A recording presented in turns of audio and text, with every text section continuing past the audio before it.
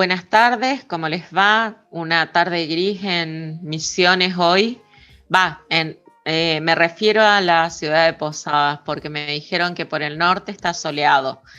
Una oportunidad más para esparcir nuestro espíritu escuchándola a Gisela Spasiuk.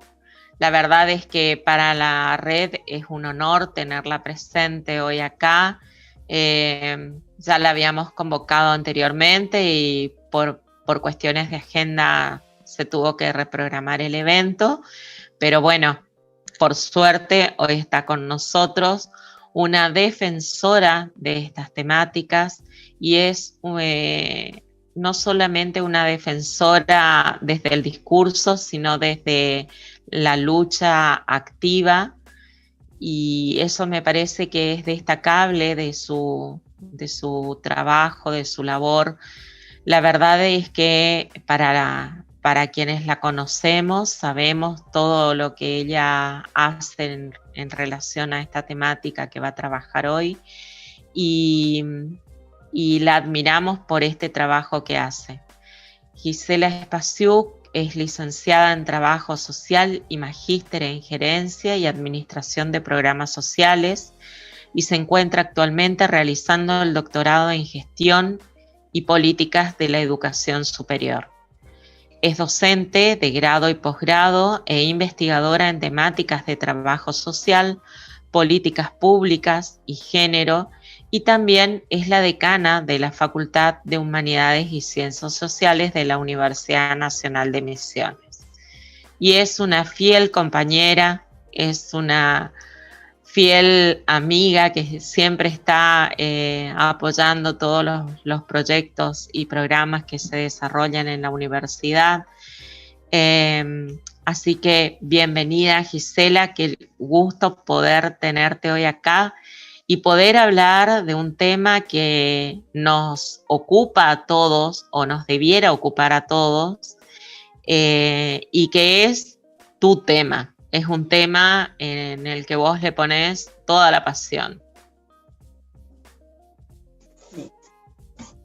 Bueno, muchas gracias, Alejandra, por la presentación, y sobre todo a la Universidad Nacional de Misiones y a la red por organizar este espacio cooperativo, colaborativo, que nos permite detener un rato las tareas cotidianas de enseñar y de aprender, en el caso de los docentes, en el caso del claustro no docente, también de remitirse a los procesos cotidianos administrativos y de sostén y de soporte para que la universidad y la educación pública sigan funcionando en esta época de pandemia. Pero aún con todo esto es importante detenernos y darnos un espacio para pensar, para compartir, para reflexionar juntos sobre temas que son de interés común al desarrollo de la educación pública universitaria, no solo en la pandemia, pero también, y en algunos casos, por cómo se profundizan determinadas situaciones en la pandemia. Así que bueno, Exacto. Contarles... Sí. ¿Por qué nos planteás esto de el desafío de trabajar esto en la agenda de prioridades políticas en relación a las perspectivas de género y de derechos? Bueno, excelente pregunta para el inicio de este espacio. Primero, compartir con quienes nos están siguiendo y quienes se han animado que las cuestiones de género y los problemas derivados de las desigualdades de género en el mundo en el que vivimos, en la sociedad que habitamos, en nuestra propia vida cotidiana, porque no estamos por fuera cada uno de nosotros de atravesar situaciones de desigualdad que pueden inscribirse o concebirse en esto que vamos a ir precisando en este espacio, se denomina desigualdades de género. Es un tema que no es exclusivo de la universidad, sino de los sentidos de sociedad y de nuestra vida en común. Y que las universidades tienen una larga historia de trabajo y de vínculo con estas cuestiones y con el abordaje de estos temas. Concomitante con lo que va pasando en la sociedad, con los problemas que se van instalando, con las transformaciones de las épocas. Un ejemplo para pensar, ¿no?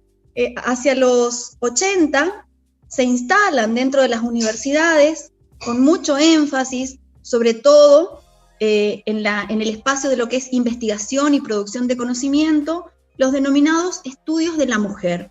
¿Por qué? Porque van en concordancia con una preocupación social, política, de la política pública y por ende de la producción del conocimiento, de dar cuenta de qué estaba pasando, de cómo se estaban dando esas desigualdades y a la vez de cómo las transformaciones sociales iban habilitando otros espacios para las mujeres, qué pasaba con eso, hasta dónde, por qué, y que ese conocimiento fundara definiciones de política pública en los distintos aspectos para transformar las situaciones de desigualdad. Así que las universidades ya estábamos ocupadas en esto. Piensen que no siempre las mujeres nos movimos en el espacio laboral, no siempre las mujeres estuvimos en política, no siempre las familias ni las identidades se concibieron del mismo modo como las concebimos hoy. Entonces, en el marco de cómo se va transformando el mundo, la universidad va poniendo su aporte desde el campo de las ciencias sociales y desde las ciencias en general para dar cuenta del impacto que tienen estas transformaciones en la vida de los sujetos y en términos de derechos, Ale, que es lo que vos me preguntabas. Por eso es que hablamos de cuestiones de género como cuestiones de derecho. ¿Por qué? Porque habitamos un mundo que es desigual, de naturaleza desigual, el capitalismo es desigual, y dentro de esas desigualdades que sostiene el modelo capitalista, una de las dimensiones tiene que ver con las desigualdades denominadas de género o devenidas de lo que se denomina el patriarcado. Ese mundo que en algún momento dijo, las mujeres van a estar en un lugar, los varones van a estar en el espacio público. Las mujeres tienen que ser sensibles y hacer determinadas cosas y no pueden hacer otra, y los varones tienen que hacer esto y no pueden hacer esto otro. Y que a la vez configuró la familia de varones, de mujeres, y todas las otras identidades eran entendidas como desviaciones, como enfermedades. Hoy ya nada de eso ni se entiende como en otras épocas. Hoy las mujeres votamos y demás. En los 90, producto de cómo se van dando estas transformaciones también, que yo las enuncio apenas, las menciono, después si quieren podemos profundizar si a alguien le interesa alguna en particular, hacia los 90, y ese enfoque de pensar las desigualdades de género mirando solo a las mujeres, pasa a pensarse como desde el lugar de las relaciones entre varones y mujeres y sus posiciones en el mundo. Y aparecen los estudios de género, la investigación de los estudios de género. Ya no miramos solo una parte, sino que miramos las relaciones. ¿Por qué? Porque se empieza a asumir que no alcanza con solamente atender al eslabón más desigual o más débil de una posición, sino que para transformar se necesita pensar la relación, pensar lo que produce esa desigualdad, siempre en vinculación. Y también pensar cómo ese mundo desigual afecta a los varones. A medida que fue pasando el tiempo, al pensamiento denominado de género, que miraba varones y mujeres y sus vínculos, se empieza a incorporar también el estudio de las demás identidades, que hoy conocemos como identidades autopercibidas. Pensemos que hoy habitamos un país que tiene ley de matrimonio igualitario, ley de identidades y que reconoce las diversidades autopercibidas, que tenemos la educación sexual integral, o sea, que tenemos una serie de legislaciones que enmarcan lo que está bien y lo que está mal hoy, y que es muy distinto de otros momentos históricos. A medida que esos cambios fueron transcurriendo, las universidades, que nos veníamos ocupando de dar cuenta de lo que pasaba, las universidades como instituciones públicas, ¿no? Como parte de ese orden social, que tienen una función y un compromiso social. Bueno, dentro de todo eso, las universidades que veníamos ocupándonos de generar conocimiento, sobre estas desigualdades, sobre lo que venía pasando en los distintos campos. Voy a hacer un paréntesis. Piensen que el ADN, como un descubrimiento científico, transformó el mundo de las relaciones humanas, de las cuestiones de género, de las familias, porque antes del descubrimiento del ADN no era posible, por ejemplo, probar paternidad, maternidad, ¿no? Entonces cómo el conocimiento científico siempre incide en el mundo y en la vida social, ¿no? Para bien, para mal, para un lado o para el otro, pero siempre hay un vínculo y una relación que se reflexiona y se piensa. Entonces, ante esas transformaciones, las universidades nos ocupábamos de producir conocimiento y de hacer trabajos de extensión para atender desigualdades derivadas de las cuestiones de género. Entre ellos, los problemas de violencia, que en un momento se enunciaban como de violencia familiar, y que hoy se distinguen, se hace una distinción entre la violencia familiar y dentro de esa violencia familiar, las particularidades que tienen las violencias de género y hacia otras diversidades por esta condición de identidad sexual. Bueno, y nos ocupábamos trabajando para afuera. Como el mundo se fue transformando, hoy asistimos a un escenario en donde todas las instituciones públicas empiezan a pensarse y a aceptar que no están por fuera de esas desigualdades, que también adentro de nuestras instituciones se reproducen desigualdades diversas, pero también desigualdades de género. Por eso es que hablamos de derecho, vuelvo a insistir con esto, y que nuestras instituciones, en tanto instituciones de carácter público, tienen también estos problemas hacia su interior y tienen un compromiso de empezar a pensar cómo podemos tener instituciones más inclusivas, más igualitarias, más equitativas, dicen algunos.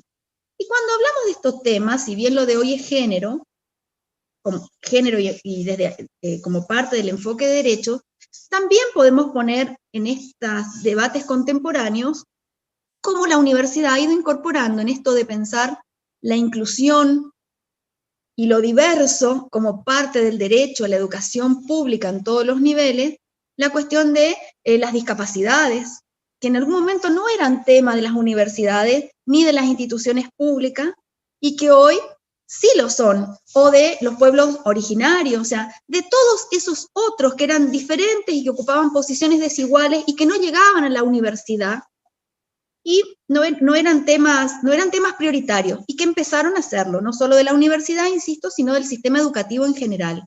¿Por qué? Porque lo que queremos es contribuir desde distintos lugares a sociedades más democráticas, más incluyentes, y donde todos tengan la posibilidad de acceso, de permanencia y egreso, sin importar ninguna condición, ni económica, ni étnica, ni sexual, que impida que solo por eso alguien sea menos igual que otro. Así que hoy las instituciones públicas, y mucho más a partir de la aprobación de la ley Micaela, ¿sí?, que surge como parte de las legislaciones argentinas a partir de un hecho sumamente doloroso, como es el femicidio de Micaela García, en manos de un violador que había salido por buena conducta y que viola a Micaela y la asesina. Entonces, a partir de ese hecho doloroso, sus padres, Yuyo, el papá de Micaela, es parte de la comunidad universitaria, de la Universidad Tecnológica. Su familia, como otras tantas familias en la Argentina, inclusive como las propias madres y abuelas de Plaza de Mayo, que ante situaciones terriblemente dolorosas y de asesinatos o desapariciones de sus propios hijos, transforman el dolor en una acción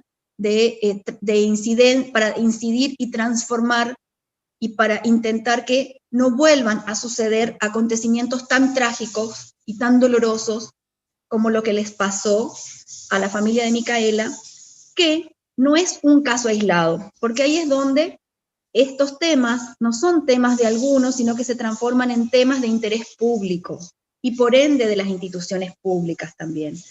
Porque no estamos hablando de excepciones, estamos hablando de situaciones que se vienen repitiendo y que dan cuenta de la dimensión y envergadura que tienen como problemas de época y sociales y públicos, y del cual todos tenemos que ser parte para encontrar la solución y para que esto deje de pasar.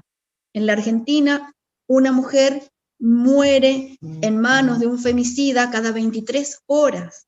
Esto lo dicen las estadísticas de la Casa del Encuentro, del Observatorio Casa del Encuentro.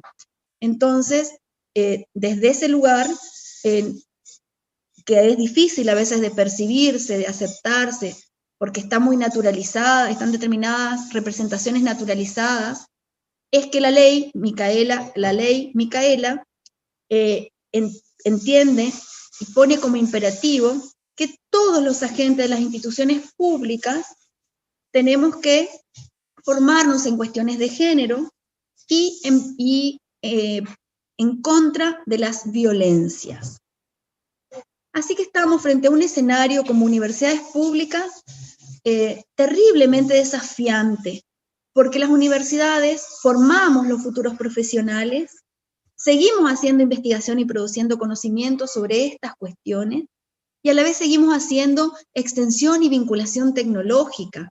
Entonces, desde nuestras actividades sustantivas, desde todas, hoy tenemos la posibilidad de trabajar el abordaje de estas desigualdades y de incidir hacia el interior de nuestras instituciones y también hacia afuera, como lo vinimos haciendo históricamente en los 80 y en los 90. Contarles que en este marco no es solo la ley Micaela García la que pone a las universidades al día de hoy.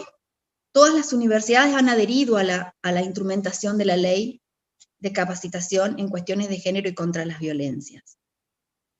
Y también lo ha hecho el Consejo Interuniversitario Nacional. Previo a esto, y producto de todo el trabajo que durante varias décadas se vino haciendo dentro del sistema universitario, en el abordaje de producción de conocimientos y en el abordaje e intervención con estas temáticas o problemas derivados de la desigualdad de género, pero que estuvieron subsidiarios, que eran un tema más y que hoy se ponen, por esto que estoy diciendo, en un primer plano de importancia y de prioridad. Desde todos esos lugares y desde todas las que venían trabajando eso, en el año 2015 se configura en la Argentina la Red Universitaria de Género y contra las Violencias, que es una de las exponentes que estuvo en ese momento fundacional, fue la doctora Dora Barrancos, que es una gran referente nacional en los temas de mujeres y en la militancia dentro de los claustros universitarios, en el mismo CONICET, de estas cuestiones. Fue en la Universidad de San Martín, y la idea fue decir, bueno, con todo ese bagaje, con todo eso producido, con todo esto, ¿cómo podemos potenciar esfuerzos que aparecían en las distintas universidades a lo largo y a lo ancho de un país cuyo sistema también creció porque se crearon nuevas universidades? Entonces la accesibilidad, las posibilidades y demás se ampliaron en este país en determinado momento. Después otra vez fue vaciado el sistema universitario, que bueno, eso es para analizarlo, pero se vincula con estas cuestiones. Y desde esa red, desde esa idea de potenciarnos colaborativamente, se empieza a trabajar un plan de acción que intente recuperar lo que se venía haciendo en todas las universidades, pero sobre todo elaborar un diagnóstico de situación de cómo estábamos como institución educativa de nivel universitario frente a las desigualdades de género. Un dato de esto es que en este momento, por ejemplo, una universidad como la UBA tiene en la carrera de medicina, que era una carrera que uno puede entender en la división sexual del trabajo, históricamente masculina, ¿no? Porque no eran carreras igual que la ingeniería o que las ciencias exactas propias de las mujeres, o que se esperaba que las mujeres estuvieran en esas carreras. Había otras como derivadas del propio rol de mujer, ¿no? trabajo social, las humanas y las sociales, las artes, más vinculadas a las mujeres. Bueno, hoy el indicador de la cantidad de mujeres que estudian medicina, inclusive también en las ingenierías, demuestra que en términos de eso, dentro del sistema universitario argentino, hemos logrado romper barreras que impedían el acceso, la permanencia y el egreso de las mujeres en determinados espacios científicos. Y a la vez, yo les podría decir en clave de género, que también hemos logrado romper las barreras al revés, porque en profesiones que eran propiamente feminizadas, se han ido incorporando los varones, ¿no? Como la docencia, el trabajo social, entre otras. Esto lo que permite es que podamos ir equilibrando, que la gente elija las carreras y pueda permanecer y egresar por su vocación, por su disposición personal, y que no vea de antemano cercenada la posibilidad solamente por pertenecer a por tener determinado sexo o asumir determinada identidad sexual.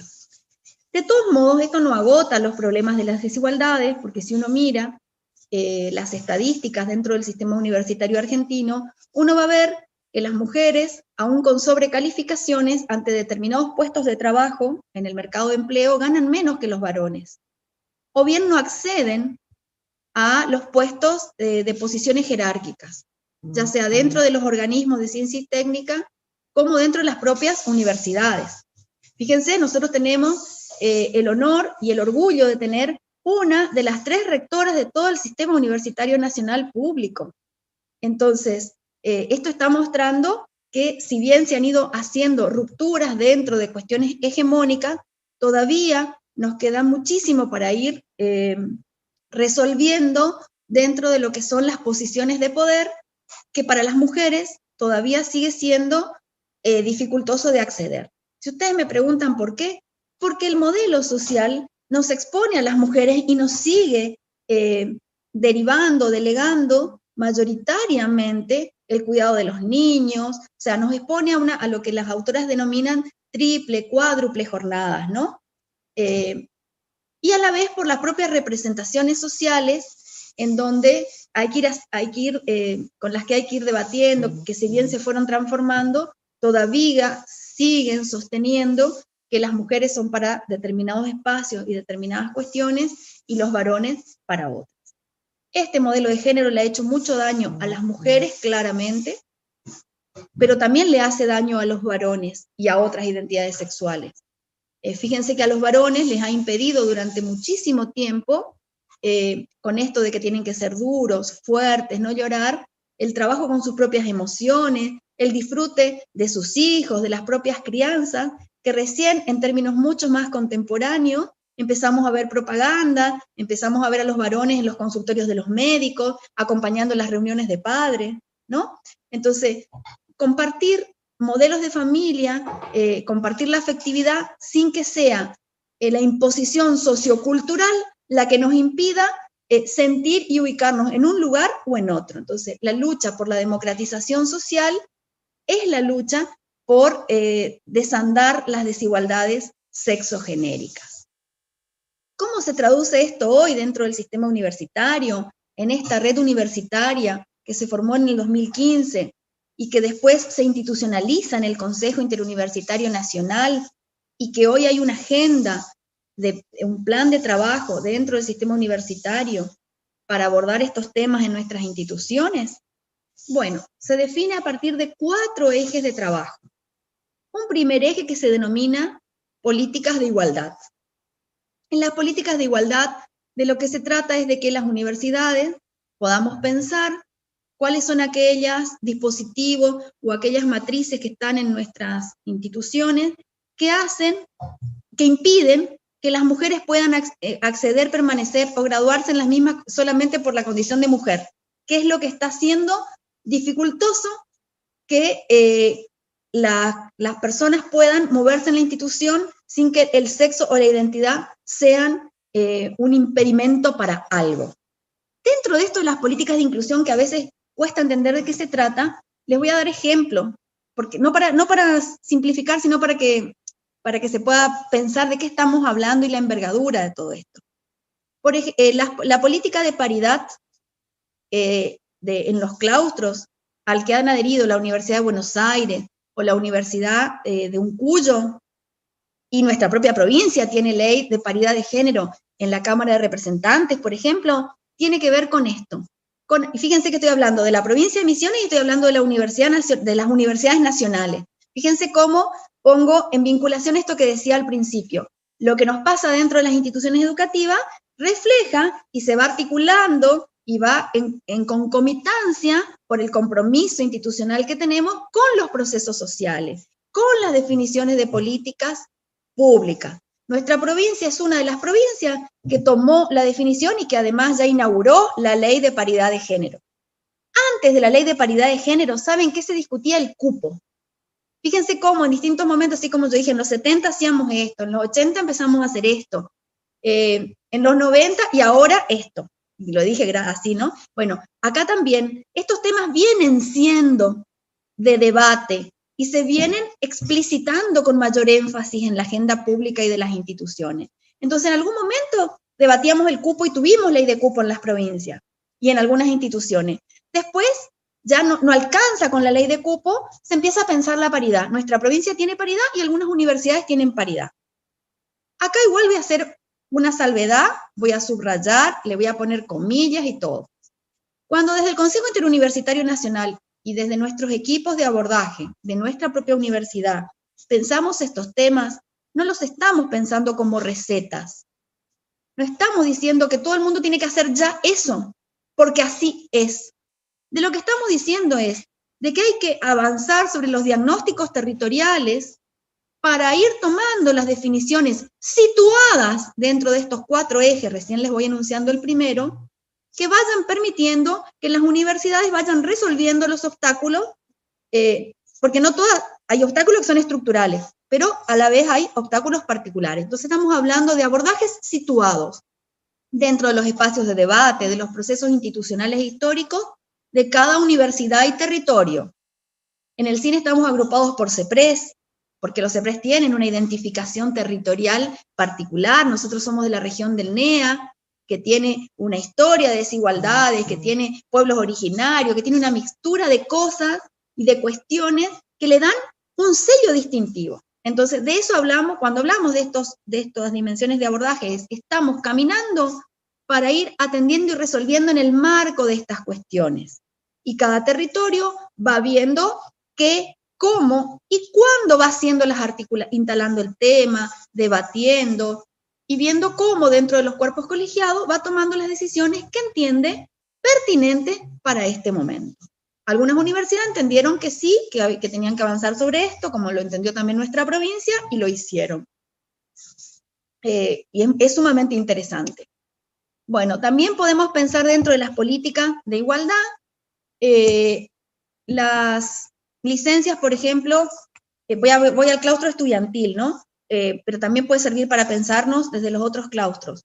Que las universidades o los gremios tengan becas de apoyo a jardines maternales o a guarderías, como le llamábamos antes, o que las tengamos dentro de las instituciones universitarias, como la tienen las empresas, es una definición, una acción política y de política que tiende a facilitar condiciones de posibilidad para que el cuidado, en este caso, de los niños menores y de los hijos, de las mujeres y de las mujeres, esté delegado en un espacio y no implique un extra para que puedan estudiar o trabajar sin que la maternidad y el imperativo social de la maternidad, que está delegado en las mujeres, afecte o afecte menos en todo caso y les facilite posibilidades de...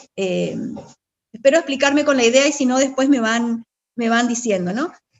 O la beca de guardería, que por ejemplo, nuestra facultad es una facultad de las feminizadas, porque tiene humanas y sociales. La mayor cantidad de las estudiantes son mujeres. Entonces nosotros tomamos la definición en algún momento de tener lo que se denomina beca de guardería, se llama, no es correcto decir guardería ahora, pero le quedó el nombre, para que las estudiantes mientras cursan, que son madres, puedan tener la posibilidad de dejar sus niños para facilitar procesos. No estoy diciendo que eso resuelva los procesos de desigualdad, estoy diciendo cuáles son definiciones que pueden ir articulándose para facilitar procesos de igualdad o para achicar brechas existentes. Estamos hablando desde el espacio de lo público. También, fíjense, la licencia por maternidad-paternidad, que nuestra universidad fue de vanguardia hace bastantes años, en la gestión del doctor Caballero, votamos, por ley son 3 meses. Nosotros, en el Consejo Superior, en ese momento, ampliamos a 6. 3 son obligatorios por ley y 3 son opcionales, y los absorbe la propia institución, en este caso la universidad, ¿no? Esa decisión fue tomada en un momento, no tenía argumentaciones de género, tenía argumentaciones de protección, sí, de la familia, de facilitar la maternidad y demás. Pero hoy, a la luz de la historia, esa definición tomada por nuestra universidad, uno la puede leer poniéndole lentes vinculados con las desigualdades de género, y realmente es una posibilidad de que las mujeres puedan estar 6 meses y no 3, mientras amamantan y demás, sin tener que pensar en el regreso al trabajo. Y también que eso va a garantizar que no van a quedar impedidas de promociones y demás. Su cargo no sale a concurso, docente o no docente, ¿sí? Porque de eso se trata, de que esas definiciones no son solo atender al niño y facilitar proceso en ese espacio, sino que eso garantiza que el empleado o la empleada, en este caso, no va a ser removida y demás por una cuestión que los cuerpos que tenemos úteros son el de las mujeres y los cuerpos feminizados. La ciencia no ha reemplazado el útero materno todavía, entonces las que tienen los 9 meses el embarazo, si es un embarazo de riesgo, piensen, ¿no? Si es un embarazo de riesgo, no tenemos las licencias suficientes, ¿cómo eso afecta?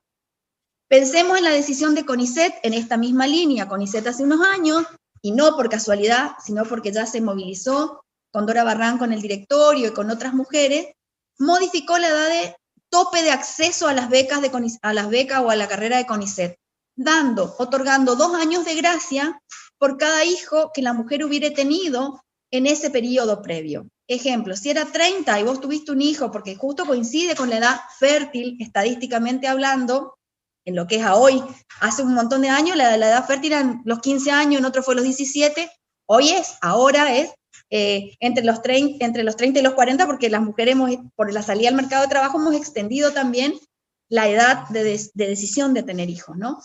Entonces, ¿qué es lo que garantiza eso?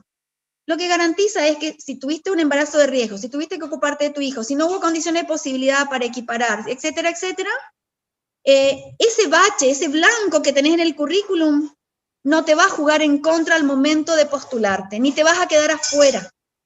De eso se tratan las políticas de igualdad, que le denomina el CIN, o de inclusión. Y vuelvo a insistir, esto lo estamos hablando en clave de género, pero hace rato que el sistema universitario lo viene discutiendo de forma integral, incluyendo otras dimensiones que hacen a otro tipo de desigualdades, entre ellos las discapacidades y demás. La segunda dimensión es la transversalización de las cuestiones de género en las currículas. ¿Por qué se pone esto en la agenda del CIN? Porque las universidades tenemos un compromiso ético, político, en la formación de los futuros profesionales y ciudadanos. Entonces, de lo que se trata es de incorporar ya en la formación de pregrado, grado y posgrado, como parte de los planes de estudio, la lectura de estos procesos, de estas desigualdades y demás, para que los profesionales ya salgan hoy con un lente, porque es como ponerse un lente la teoría de género, ¿no? Un lente que me permite ver con mayor amplitud, que me permite ver cosas que antes no veía, porque no tenía el lente, o si tenía el lente, que me permite ver con mayor amplitud cuestiones que hacen a mi propia vida, como me dijo alguien en uno de los talleres de Ley Micaela. ¿Sabe qué? Me estoy dando cuenta que yo que pensaba que nunca fui discriminada por ser mujer, muchas de las cosas que me pasaron y frente a las que yo pude reaccionar y defenderme sola, me pasaron porque era mujer.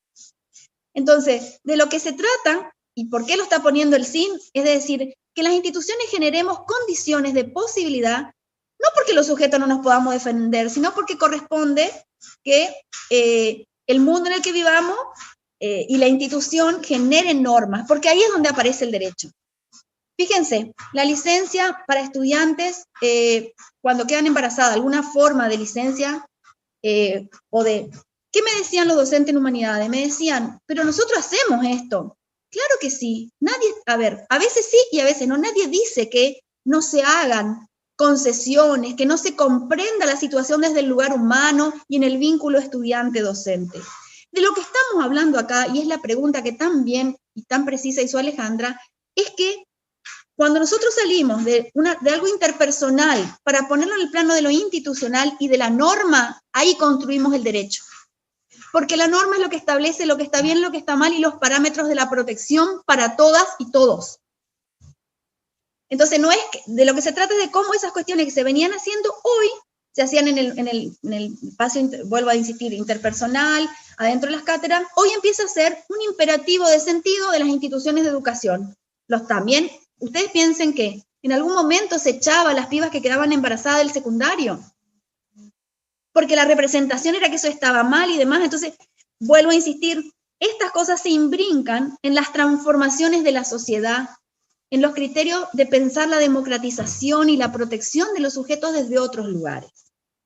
Y las instituciones tenemos mucho para aportar ahí. Entonces, la formación en cuestiones, ya desde el grado, en cuestiones de género, es como la ESI, ¿vieron? Lo de transversalización de la perspectiva de género puesto en el plano de la universidad, es como la Ley de Educación Sexual Integral, que en algún momento se hace ley y dice, ¿eso qué quiere decir que se hace ley? Que a partir de ahora, dentro de las aulas, del nivel inicial, del primario y del secundario, las escuelas, los profesores, tienen que ir trabajando con los niños para que puedan entender, para que puedan aprender la igualdad. No la desigualdad como la aprendíamos antes en los libros de lectura, que papá salía con el coso y mamá solo servía la mesa. Me espero explicarme con los ejemplos. Esos libros de lectura de otras épocas, ¿no? Que ya, que nos traen, bueno, de lo que se trata ahora es de que los niños puedan ver ya, desde chiquititos, que diferentes somos todos. Lo que está mal es la desigualdad que se construye sobre esas diferencias. Todas las mujeres pueden ser científicas, todos los varones pueden ser científicos. Las mujeres también podemos ser ingenieras y los varones también pueden ser docentes. O sea, eso es la ley de educación sexual. No es la apología del laissez-faire de la sexualidad, no es eso. Por eso es integral, es un enfoque particular para pensar la equidad. Eso se piensa, bueno, lo de la transversalización es un poco parecido, porque tiene que ver con cómo vamos pensando la ciencia y la formación en las disciplinas con perspectiva de género. Le quiero contar lo que le conté a muchos de la facultad del profesorado de biología, cuando estuvimos en El Dorado una vez, y a los de historia lo saben bien, que en la historia las mujeres siempre estuvimos omitidas. Por eso es que muchos de los programas de nuestras asignaturas no tienen mujeres. Nosotros a veces no ponemos ni siquiera nuestra propia producción en los programas de las asignaturas, ¿no? Hay un tratado muy, muy conocido en medicina, que es el Tratado de Trotulo, que es el que empieza a explicar que el óvulo se mueve, que es el óvulo el que se mueve, y no el espermatozoide. Tiene que ver con los estudios de las investigaciones sobre esterilidad y demás, pensado hoy, ¿no?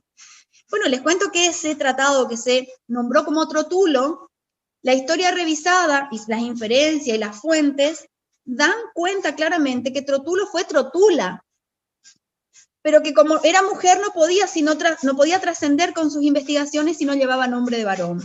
Como tantos casos en la historia que para poder estudiar tuvieron que disfrazarse, ¿no? Porque nos estaba vedado. Entonces, no está mal ser, Simón de Beauvoir decía, uno nace macho o hembra, y uno se transforma por la cultura en varón o mujer. Y hoy diríamos, también en otras identidades, hoy, por ley, reconocemos, incorporamos, respetamos, integramos la diversidad sexual. Y eso en nuestras aulas hay que empezar a aprenderlo. Ya no podemos, fíjense, yo trabajadora social, ya no le puedo formar a mis alumnos sin mirada de género. Yo, antes, cuando me recibí, que ya había algo de género, pero aún así es muy diferente entre el 95 cuando yo me recibí y ahora, yo en ese momento salía y podía preguntarle en un servicio de salud, ¿no? Trabajador, venía un adolescente a consultarme algo, y yo lo miraba, veía fisonómicamente un varón, miraba su documento y le decía, hola, le podía preguntar, ¿tenés novia? O si veía a una María, le podía preguntar, ¿tenés novio? Sin embargo, hoy, por cómo se vinieron transformando las cuestiones e instalando las legislaciones, no sería correcto esa acción profesional y esa intervención hecha desde ese lugar. Porque quizás el adolescente quiera plantearme algo sobre su identidad sexual y su crisis, y yo al preguntarle así, porque uno lo fisonómico, con el nombre, con lo que me remite a mí, termino obturando esa posibilidad de apertura. Y quizás se va y no vuelve. ¿Me explico? Bueno, fíjense cómo hoy debería preguntar, ¿te gusta alguien? ¿Tenés pareja? ¿Qué me contás de? ¿Cómo ves para abrir la pregunta? Ahora, cuando yo me formé, a mí me enseñaron a preguntar así, y eso estaba bien en ese marco de formación profesional. Hoy necesitamos transversalizar la perspectiva de género para que se puedan comprender las transformaciones, porque a la vez, hoy, si yo hago esa intervención y la persona se siente mal, podría yo ser denunciada por discriminación en el INADI o por mala praxis en otro espacio. Esos son los contrapuntos de por qué estos temas son parte de una agenda educativa universitaria, no solo de resolución al interior de las instituciones, sino también de responsabilidad en la formación de los profesionales. ¿Por qué? Porque nosotros necesitamos, por eso también posgradual, necesitamos ir haciendo todas estas actualizaciones necesarias en esta clave. La tercera es la comunicación con perspectiva de género, que en algunos lugares, y es lo que más se conoce, es lo del lenguaje inclusivo. El primer debate que hubo dentro de las universidades, pero es social el debate, es sobre el uso del lenguaje no sexista. Así como yo les digo, estudio mujer, estudio de género, bueno, el lenguaje no sexista fue la incorporación del uso de hola a todos y todas, o sea, distinguir o poner en los títulos arquitecta, médica, no arquitecto o médico como era genérico. Fueron de los primeros debates dentro de los sistemas universitarios que hoy ya están saldadas las cuestiones. En ese sentido, ya está aceptado. Hoy se debate el lenguaje inclusivo. Les quiero contar que hay universidades que han adherido por Consejo Superior o como cuerpos colegiados directivos al uso del lenguaje inclusivo, ya sea en los instrumentos y dispositivos administrativos del orden de la vida institucional, disposiciones, resoluciones, notas y demás, la página, ¿no? Cómo se escribe en la página, cómo se construye una noticia en los espacios oficiales, y también en los trabajos de grado y de posgrado finales, como en la escritura. Y acá también una salvedad. ¿Por qué las universidades asumen eso? Porque desde ese lugar es una normativa. Uno puede estar de acuerdo o no, pero una vez que se hace normativa institucional, hay que cumplir dentro de eso. Y en eso, los trabajos finales, por ejemplo, si alguien quiere escribirlos en lenguaje inclusivo, hay una normativa que los habilita. Si no está esa normativa, hay otros debates que se abren en términos de si se acepta o no se acepta con lenguaje. Todos esos son debates que están dentro de esta dimensión.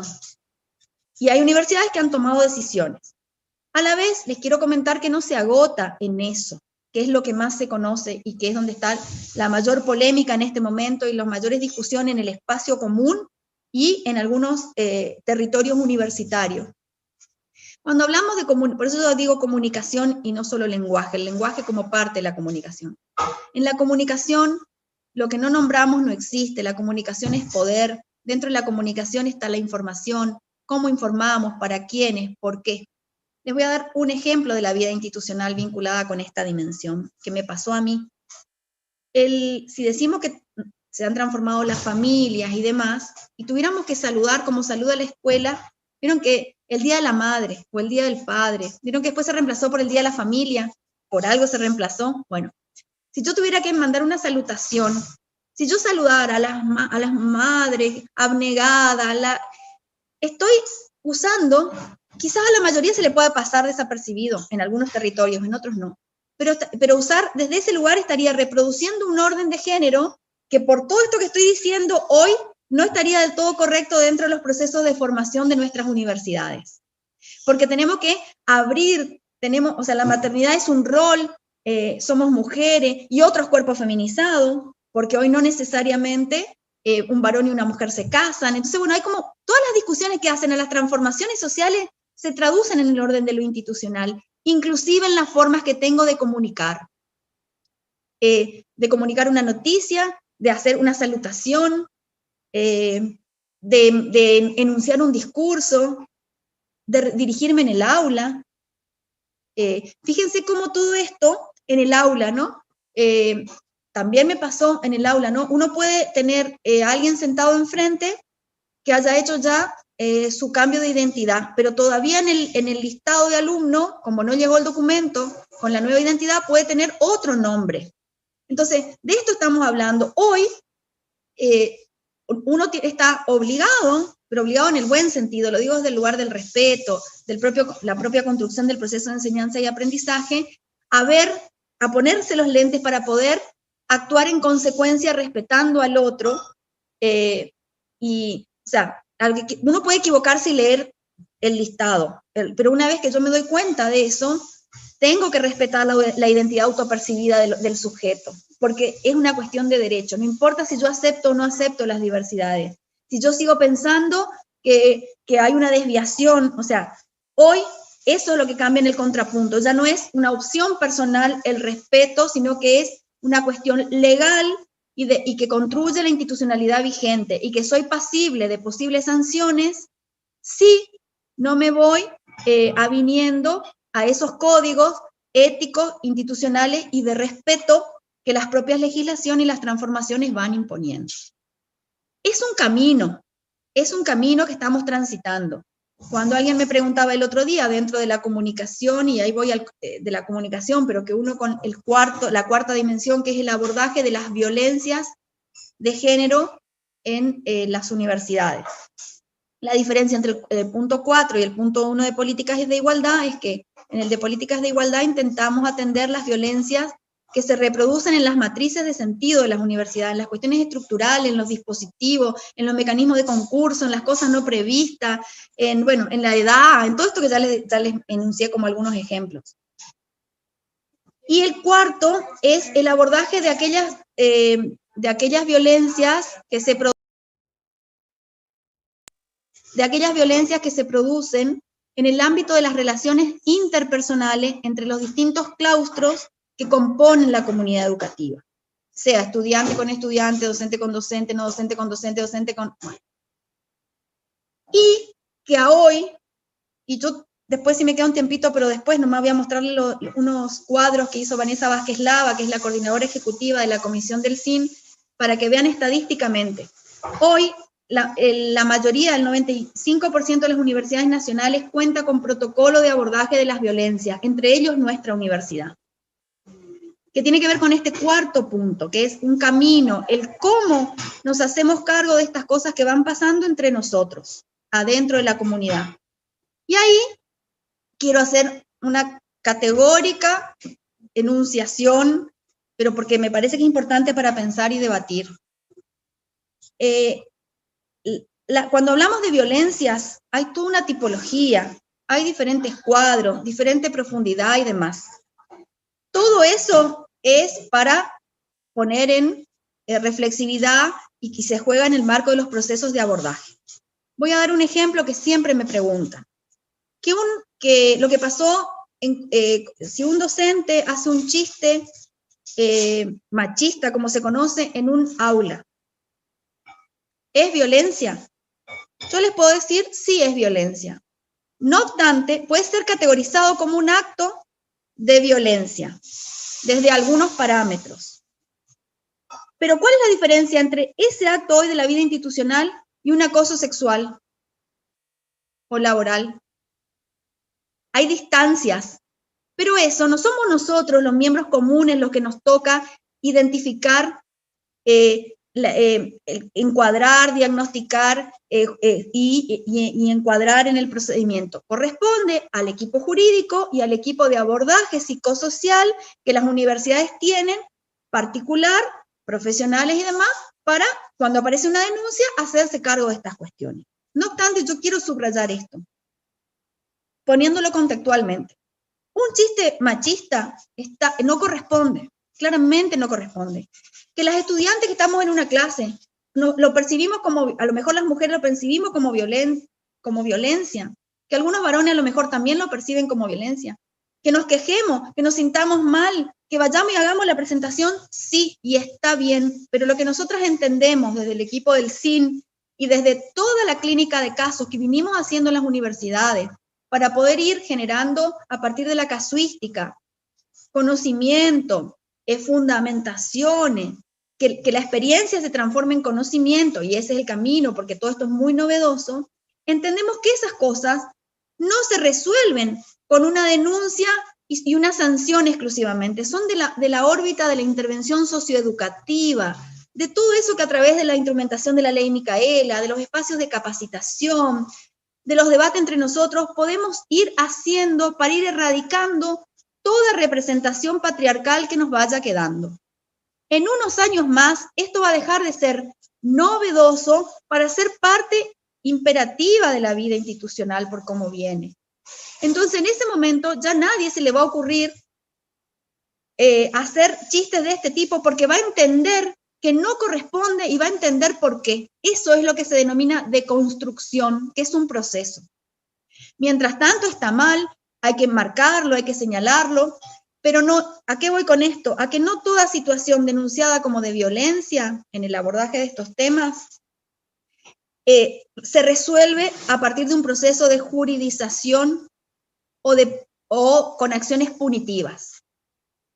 Hay mucho de lo que necesitamos resolver en nuestras instituciones que requiere de la intervención socioeducativa, de aquellos aspectos preventivos, de esas cuestiones que están más de la mano, de los espacios de formación, capacitación, interpelación, de los debates gremiales, de la propia carrera docente, no docente y demás, que exclusivamente de los aspectos punitivos de un proceso, que son parte de la vida institucional, de la vida jurídica de todas las instituciones y de la universidad también, pero de todo esto es de lo que se está hablando dentro del Consejo Interuniversitario Nacional, en los espacios de la Comisión Ejecutiva del CIN y en los espacios que desde el programa del CIN con ONU Mujeres se están abriendo para que, vuelvo a insistir, que de todas las experiencias que hay a lo largo y a lo ancho del territorio y a través de los protocolos, podamos ir armando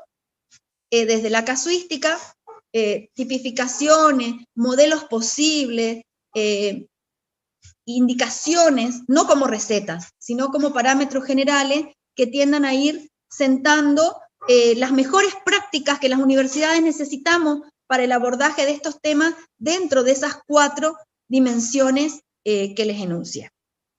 En este año estamos trabajando mucho con eso, acabamos de renovar autoridades en la comisión ejecutiva de la red RUGE, que está coordinada por la rectora Sandra Torlucci, de la Universidad de las Artes, que por el CEPRES-NEA, la delegada electa por los pares soy yo, en representación de la Universidad Nacional de Misiones, y que también estamos a cargo de la instrumentación de la ley Micaela.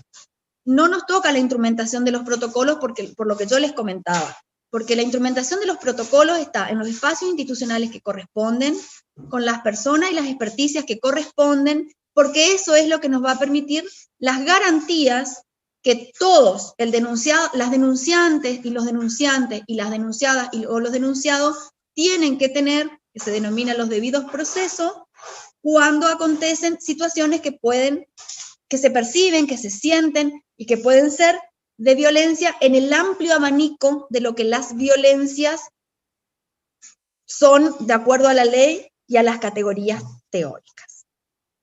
Bueno, voy dejando acá si podemos abrir, Ale, ¿te parece? No sé cómo estoy con la hora. Estás justo. Mirá, fueron surgiendo muchísimos temas a medida que fuiste hablando, más allá de los que yo fui pensando y fui registrando así rápidamente, porque cuando te escuchaba pensaba que tenemos toda una trama muy impregnada en nuestra formación que nos dificulta a veces reconocer todas estas dimensiones de las que vos hablabas, que son sumamente complejas cada una de ellas, ¿no? Porque implican muchas cosas. Pensaba en esto de pensar la equidad, ¿no? Que trasciende esto de estar pensando en discutir si es mi derecho, por ejemplo, alguna de las discusiones que escuchamos, ¿no? Si es mi derecho, yo quiero hablar así, y entonces, ¿por qué el otro me impone tal cosa? Y bueno, y tiene que ver con esto de pensar más allá de uno mismo, ¿no? Y de construirnos también, reconstruirnos y reconfigurarnos como sociedad. Por ejemplo, lo del lenguaje inclusivo, me hiciste pensar porque muchas veces cuando nosotros hacemos comunicación, justamente debatíamos con una colega respecto de cómo tratar de no, de utilizar los términos o reacomodar la oración para que todo el mundo se sienta incluido y no haya algún sesgo de exclusión en lo que uno está diciendo. Y esto también, para aquellos que no tenemos tanto ejercicio en este estilo de comunicación, es realmente un esfuerzo que hay que hacer, pero que nos debemos hacer como sociedad. Por otro lado, te voy comentando algunas de las cuestiones que aparecieron a medida que ibas hablando. Hay una afirmación que dice: Lorena Coronel, podría decirse que la clase social influye en el género. No hubiera sido lo mismo otra Micaela de una familia que tiene el acceso a los medios, por ejemplo, la chica que encontraron muerta en Moreno. Y acá una de las cuestiones que siempre salen al debate en este tema, y es quiénes son los que tienen la posibilidad de hacer visible, como vos decías, las madres de Plaza de Mayo y otros tantos grupos o padres que salen a instalar en el debate público temáticas que ya no nos pueden ser ajenas. Así es, y está muy bueno lo que trae, no me acuerdo el nombre, Coronel, escuché Lorena. El apellido, Lorena. Está muy bueno porque en esto de los lentes de las cuestiones de género, hay una categoría de lectura de los procesos, porque digo, las ciencias sociales es ciencia, aunque algunos quieran hacerla aparecer como ideología y demás, ¿no? Pero es ciencia, y dentro de la ciencia, como en toda disciplina, hay vertientes para la lectura de los procesos, hay lentes, ¿no? O sea, no hay una única perspectiva de las cuestiones de género. Y cuando Lorena habla de lo de la clase, hay una categoría que se llama interseccionalidad, que justamente lo que dice es: no se puede pensar la desigualdad ni las cuestiones de vulneración de derechos si no es en clave interseccional.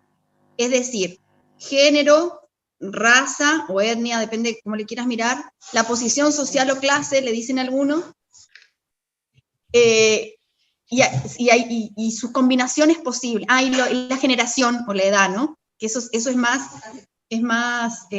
contemporáneo. ¿Por qué? Porque no es lo mismo ser, como bien dice ella, no es lo mismo ser mujer en Buá Guaraní, viviendo a lo mejor cerca de un centro urbano para la condición de maternidad o de parto, y a lo mejor habiendo podido terminar primaria, secundaria o siendo profesional, que no siendo, o sea, las combinaciones de esas dimensiones, o ser adulta, mayor, analfabeta, mujer, viviendo, o sea, las combinaciones de esas variables hacen que la posición de la desigualdad sea categóricamente diferente en un caso o en otro. En eso, si bien es producto de las luchas de los movimientos feministas, que no son uno en el mundo, que tienen también vertientes diferentes, combinan diferentes posicionamientos y cuestiones, no hubiera sido posible el avance de los derechos, eso está claro, porque fue producto de una lucha, ¿no? Desde Olimpia de Gómez, que murió en el cadalso, en el marco de la Revolución Francesa, por reclamar derechos, por decir que mentira, que la revolución era revolucionaria porque las mujeres no estábamos, no teníamos, mentira, que el derecho era el derecho de todos porque las mujeres no existíamos y también éramos sujetas. Hubo mucho tiempo que se decía, los derechos de los humanos también son derechos de las humanas, o sea, todo ese juego del discurso tenía que ver con estas cuestiones, ¿no? Con visibilizar procesos que, como bien manifiesta Lorena, no son unívocos ni unidireccionales, sino que se combinan en múltiples, no son tan múltiples, son en algunas combinaciones posibles que muestran categóricamente diferencias. Y eso se traduce en la vida social y se traduce en nuestras instituciones educativas también. Claramente. En relación a esto, una cuestión que te pide Mariela Bobadilla, dice: hola Gisela, ¿podrías ampliar esta idea de transversalización de la perspectiva de género en la currícula educativa universitaria? ¿Cuáles son las posibilidades y limitaciones de trabajarla? Bien, bueno, transversalizar significa pensar planes de estudio, o sea, pensar la formación profesional con mirada de género. Que eso también tiene su implicancia disciplinar. No es lo mismo pensar la formación con mirada de género para carreras propiamente feminizadas como humanas y sociales que pensarla en las exactas. No es que sea mejor o peor, sino que tiene características diferentes porque parte del diagnóstico histórico de lo que pasó en esas disciplinas en términos de la división sexual del trabajo ya. ¿Qué significa en lo concreto? Significa que hay universidades que tomaron la definición de que cada vez que se reforma un plan de estudio, hay una comisión, un equipo que trabaja con esa carrera y demás para ayudar, acompañar, a pensar qué significa hoy formar un médico, formar una trabajadora social, formar un profesor de letra, formar, no sé, un profesor en tecnología, formar un enfermero con perspectiva de género. Desde cómo se enuncia el problema objeto de la disciplina, qué prioridades va a tener, cómo se enuncian los contenidos, qué lenguaje utilizo para enunciar esos contenidos. Voy a poner sexo en biología, por decirle algo, o voy a poner identidad también. Voy a hacer el contrapunto, o sea, son definiciones sustantivas respecto del perfil de la formación. Fíjense en medicina, ¿no? Cuando sexo y género eran lo mismo. O sea, se asociaba que ser varón o ser mujer era en función de un aparato reproductor. Entonces, si el plan de estudio sigue enseñando así, estaría totalmente desfasado y ese médico que sale estaría reproduciendo un orden que ya no existe afuera. Ni que hablar de las posibilidades del tema de las identidades, cómo incide, porque es de la vida social en la necesidad de adecuar las formaciones con mirada de género. Entonces significa reformas curriculares, no significa que vamos a salir todos a reformar los planes así porque ya, sino que de haber posibilidades de hacer reformas curriculares se empiecen a pensar estos temas. Dentro de entre que hacemos las reformas y lo que tenemos, se pueden ir tomando decisiones institucionales para que, si no vamos a transversalizar, al menos podamos empezar a construir espacios dentro de las currículas vigentes, seminarios opcionales, espacios en el curso de ingreso, en los espacios institucionales, lo que sea, para garantizar que el alumno pase y vea algunos de estos temas antes de recibirse. Entonces, significa cómo pensamos la incorporación. Insisto, yo sé que la mayoría de las facultades de nuestra universidad avanzó y la verdad que es sumamente grato vernos desde ese lugar, vernos en ese espejo, incorporando estos temas en los cursos de ingreso.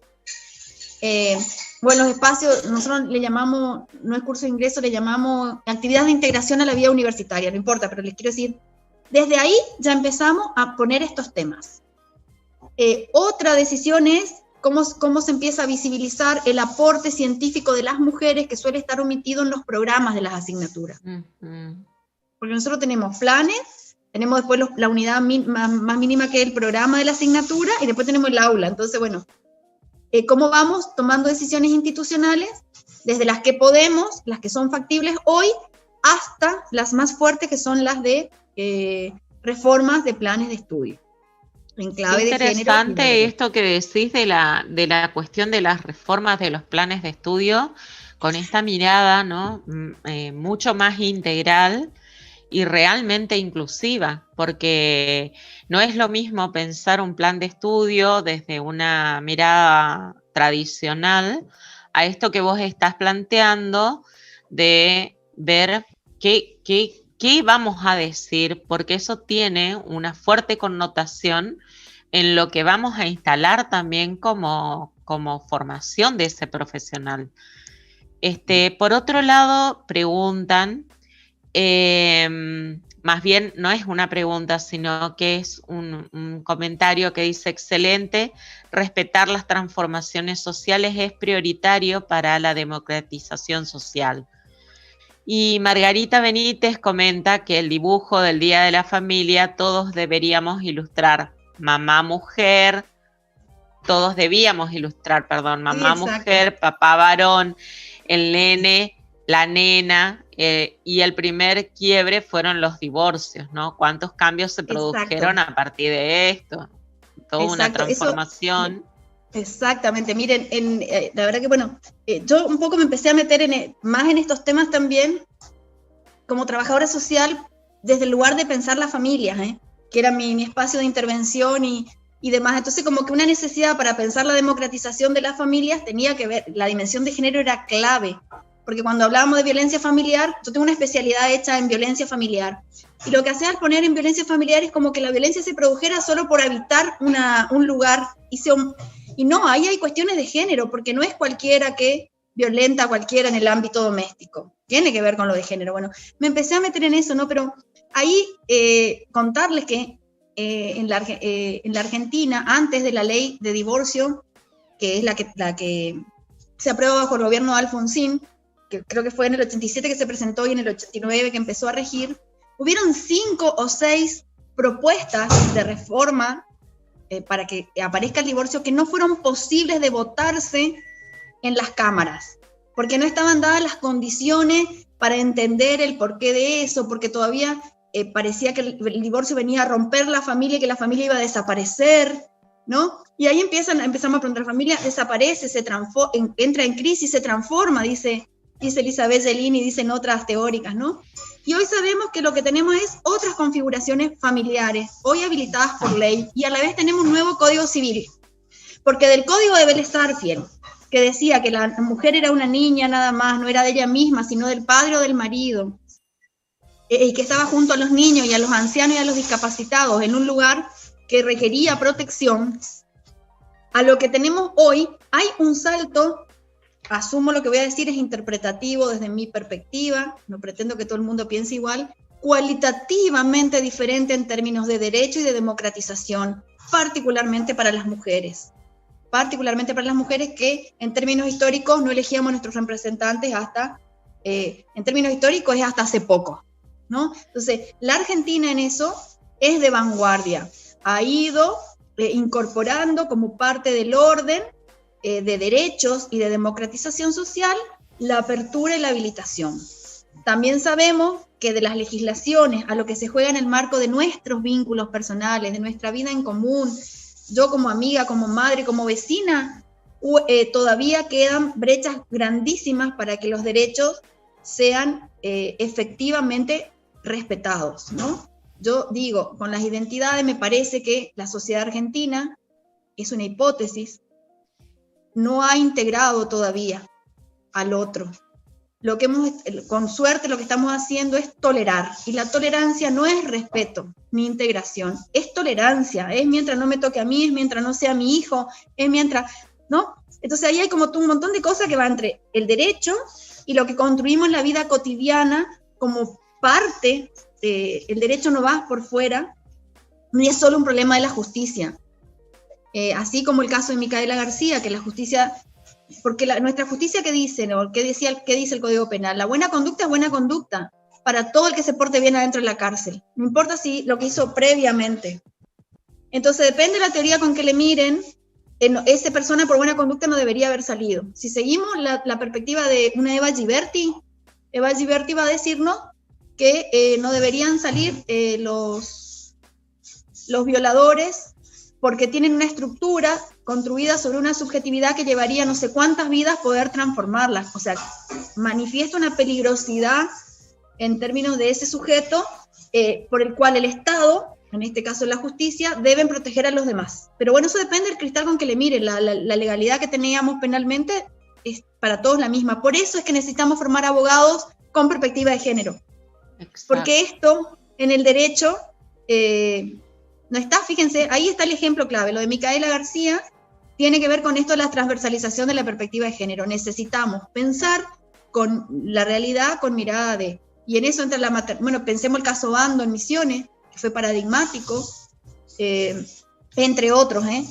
El caso de la chica que se acaba de suicidar, lamentablemente, porque no hemos sabido, 11 años en la cárcel, por pobre, como decía recién Lorena, ¿no? Por pobre, por joven, por mujer. Bueno, la Justicia Nacional, la Cámara de Apelaciones, dice que estuvo mal juzgado el caso, pero 11 años la chica se pasó adentro. Entonces digo, bueno, por eso es que como estamos construyendo estas nuevas formas, es que las universidades no podemos estar ausentes de la formación de los profesionales, como bien decía Alejandra, que es un compromiso también con la formación de ciudadanos.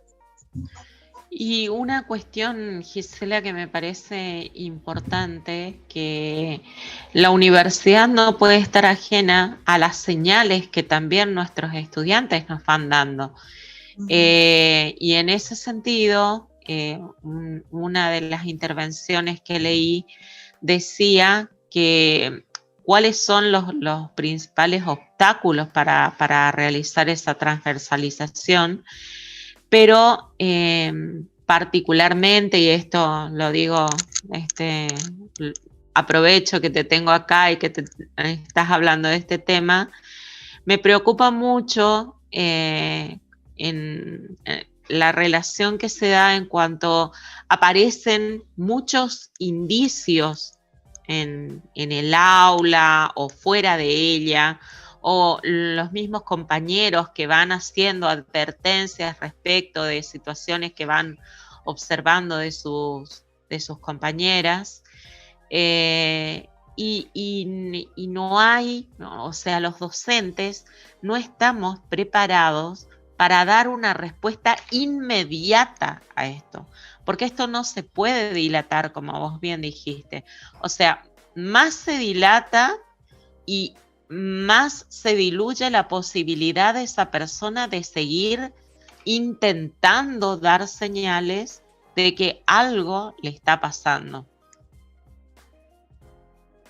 Sí, es muy interesante lo que traes. Bueno, sobre los obstáculos, creo que no tiene que ver solo con las universidades, tiene que ver con el mundo en el que vivimos, sigue siendo del orden de las representaciones sociales y de las naturalizaciones que nos enseñaron en el aprendizaje, en la socialización, el gran espacio en donde todavía necesitamos rupturas para poder pensar el mundo desde otros lugares, que no son esos lugares tan cerrados de la diversidad como desviación, bueno, todo esto que en otros, del papá acá, la mamá allá, bueno, si bien hemos cambiado mucho, sigue siendo el ámbito de la representación colectiva el gran espacio donde tenemos, y el gran espacio donde tenemos que intervenir, y uno de los mayores obstáculos a la hora de tomar decisiones. Imagínense que si nosotros no lográramos en los cuerpos colegiados, lo del divorcio, el divorcio que se toma en un cuerpo colegiado, no voy a tomar la universidad, el divorcio, la ley de divorcio, ¿por qué no fue posible antes?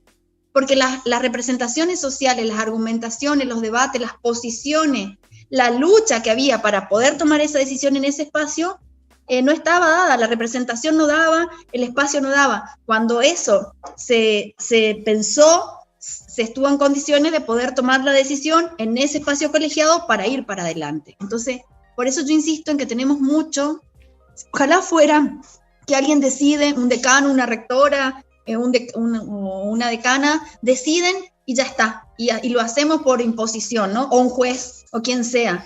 Esto no funciona así. Hay cosas que sí, uno puede tomar la decisión y tiene la obligación de hacerlo como funcionario, además. Tiene la obligación hoy, desde el lugar de funcionario, mucho más que desde otros lugares. No obstante eso, no es que funciona por un imperativo categórico de obligatoriedad. Funciona por las construcciones que entre todos podemos ir a... Puede ser, el imperativo categórico es que todo el mundo hace ley Micaela. Eso puedo definir yo como decana. ¿Le gusta o no le gusta, supónganse? O con el gremio, no sé. Se podrán enojar. Eso es lo que yo puedo hacer ahora. No, la imposición de la deconstrucción no puedo, claro, porque eso es personal. Entonces, ahí hay un montón de juegos, de combinaciones que siguen teniendo que ver con nuestro lugar como sujetos en el marco de contribuir a estos procesos. Y voy a lo segundo que voy a decir. Historia, ¿no? Exacto. Los docentes, por ahí sí, creo que están mejor formados que en otras épocas, porque también ha habido mucha formación de ESI en la provincia, entonces pueden detectar señales, ¿no? También hay protocolos en las escuelas primarias y secundarias de la provincia, entonces podemos detectar algunas señales. Es cierto que no sabemos cómo actuar, por eso desde el CIN se insiste en que se encuentren dispositivos de intervención institucional, esto es, dispositivos y espacios institucionales donde se pueda derivar, así como era la orientación psicopedagógica, ¿se acuerdan? Para los problemas de, bueno, ahora necesitamos para estos temas.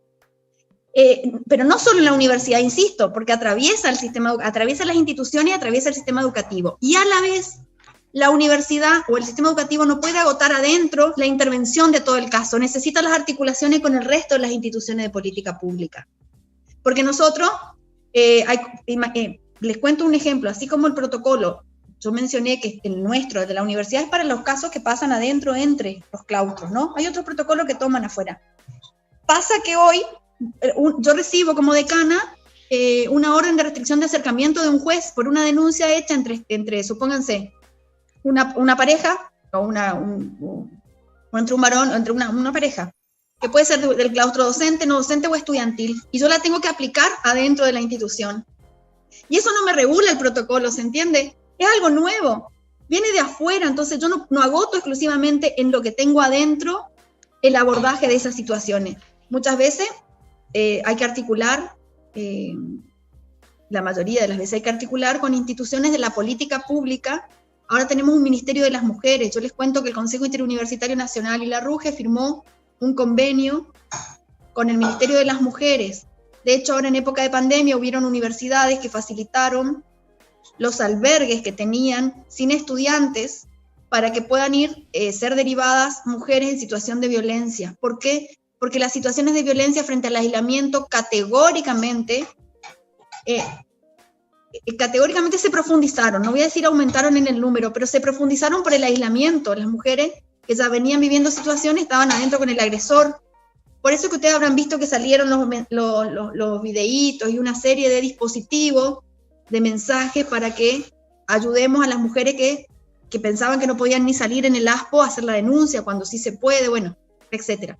Pero las universidades trabajaron en eso, o sea, articularon dispositivos con la política pública. Entonces, como dice Alejandra, es categórico, se vuelve un imperativo porque los docentes no tienen por qué ser trabajadores sociales, psicólogos y jueces o abogados. Son docentes. Sí, la responsabilidad de que por ahí me cuentan a mí y yo tengo que saber a dónde delegar, con quién hablar. Por eso es que el CIN insiste con que tenemos que encontrar los espacios institucionales para trabajar estos temas. Y por eso es que insistimos que no todos se agotan la denuncia y en el acto punitivo, porque hay una serie de cosas que tiene el proceso que es y además porque no siempre las personas quieren denunciar y hay que respetar evaluando el riesgo. Eso ya lo digo desde el lugar de intervención de trabajador social, ¿no? Para eso están los equipos. pero es parte de estos debates. Yo no puedo obligar siempre a la persona que denuncie. Por ahí la persona no quiere ir, todavía no está preparada. Eso se llama el papel de la escucha desde una teoría y la evaluación del riesgo. Porque puede no estar preparada, pero yo como profesional tengo que evaluar el riesgo. Ese riesgo puede ser... y ahí quizá esa evaluación del riesgo no lo voy a resolver, no voy a resolver yo desde la universidad, el albergue y demás. Voy a tener que articular con la política pública para que la estudiante, porque pasó afuera, ¿me explico con lo que digo? O pasa entre estudiantes que son, a eso me refiero, es como que hay una combinación. También les cuento que no es sencillo aplicar las restricciones de acercamiento cuando esto es novedoso, porque se juega el derecho a la educación, hay casos en donde los estudiantes, llega la restricción de acercamiento, un funcionario tiene que aplicarla. Nosotros no juzgamos como funcionarios si esto es cierto o esto no es cierto. Nosotros recibimos de afuera y tenemos que aplicarla. Si no la aplicamos, estamos faltando a la regla. Aún así, hay funcionarios que han sido denunciados por discriminación y por estar impidiendo el derecho a estudiar. Del denunciado, no quiero meterme en los casos, pero lo que le quiero decir es que por eso es que es tan importante que de la casuística de todo el sistema universitario se empiecen a identificar, a tipificar, no a manera de recetas, sino a manera de orientaciones y de ir identificando buenas prácticas para que podamos ir pensando políticas con pisos generales dentro del sistema universitario que vayan consolidando estos caminos que por ahora son novedosos y que sobre las novedades y las situaciones que van apareciendo vamos resolviendo, a veces con mayor éxito, a veces con menor éxito. Lo que no podemos es no hacer algo. No siempre en esto el resultado es el que uno pretende o el que los distintos actores quieren. Pero sí que las instituciones no pueden no hacer algo frente a un acto de... Mantenerse ajena. No podemos. Exacto. Bien, Gisela, me quedo con algo, con una reflexión que en algún momento lo planteaste. El hecho de que no es una opción personal aceptar o no el tratamiento de estos temas, sino que es un derecho, ¿sí? Y un derecho del que debemos hacernos cargos todos como sociedad. Me parece, la verdad es que riquísima la conversación, esto que nos trajiste, nos compartiste, más que interesante y mucho para pensar y sobre todo mucho por hacer. Me parece que justamente vos, tu equipo están haciendo un trabajo muy importante en esto, no solamente a nivel de la universidad, sino como dijiste, en otros órganos como lo es el CIN, el CEPRES, y bueno, tenés un camino construido y esperemos contar con tu ayuda y además comprometerte ya acá en vivo a que nos en algún momento hables sobre violencia. Es un tema que realmente te escuché hablar en algunas oportunidades respecto de lo que nos está sucediendo como sociedad en esta época de pandemia y cuánto se va conociendo cada vez más y se van agudizando un montón de situaciones y bueno, me interesaría que esto en algún momento puedas compartirnos tus reflexiones y tus saberes en este tema porque nos van a ayudar a actuar como dijiste. ¿Cómo no?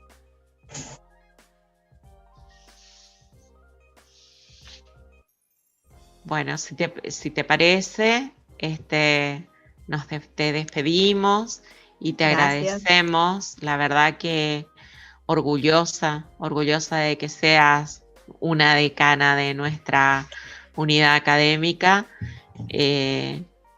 por lo que haces y por el espíritu que le pones y las fuerzas y las garras, por las luchas y por ese incansable espíritu de actuar, no de quedarte en los discursos.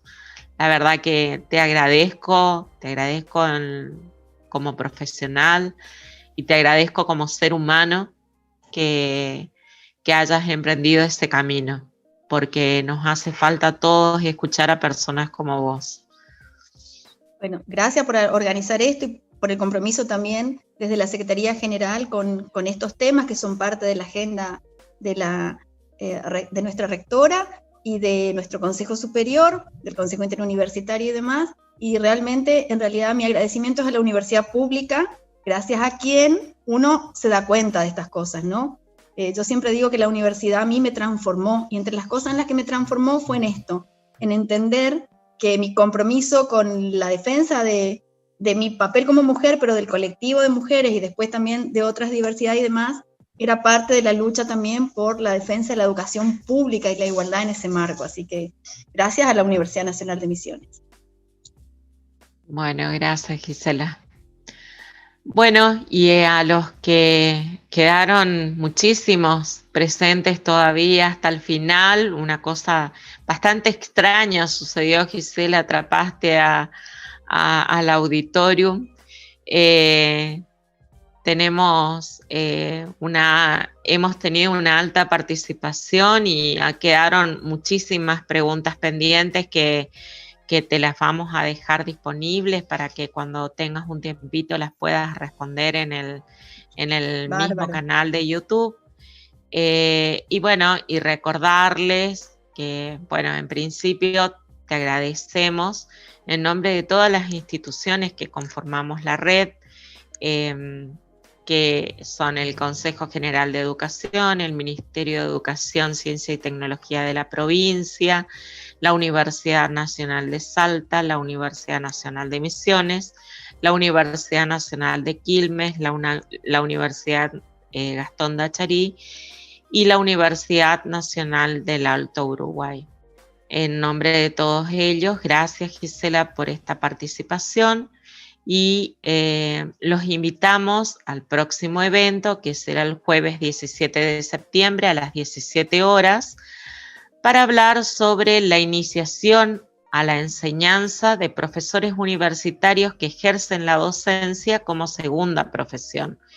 Esta disertación estará a cargo de la doctora Natalia Correa, que es doctora en Educación por la Universidad Autónoma de Madrid y actualmente está trabajando en la Unidad de Apoyo a la Enseñanza de la Facultad de Información y Comunicación en la Universidad de la República del Alto Uruguay. Así que por primera vez en nuestra trama de esta red va a participar alguien de otro país, así que esperamos escucharla, Natalia, con muchas ansias.